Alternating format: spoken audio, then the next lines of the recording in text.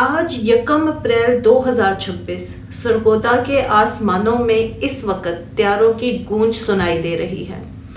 پاکستان کے شاہین اس وقت پاکستان کی فضائی حدود کی نگرانی کر رہے ہیں کیونکہ بھارت کی خفیہ تیاریاں جاری ہیں۔ الرٹ: بھارت کے اسٹریٹجک ایئرپورٹس کی اچانک بندش، کیا کسی بڑے حملے کی تیاری ہے؟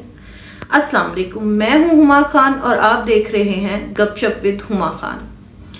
ناظرین، line of control Azad Kashmir, پاک فوج نے بھارت سے آنے والے جاسوس 2 ڈرون کو کامیابی سے نشانہ بنا کر تباہ کر دیا۔ بھارتی ذرائع سے موصول ہونے والی اطلاعات کے مطابق جودھ پور اور سری نگر کے ایئرپورٹس کو ہر قسم کی سویلین پروازوں کے لیے بند کر دیا گیا ہے۔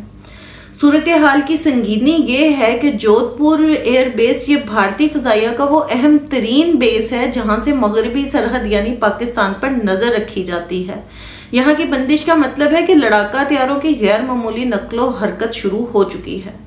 سری نگر ایئرپورٹ مقبوضہ کشمیر میں ایئرپورٹ کی بندش فالس فلیگ آپریشن کے ان خدشات کو تقویت دے رہی ہے جن کا الرٹ گزشتہ روز جاری کیا گیا تھا۔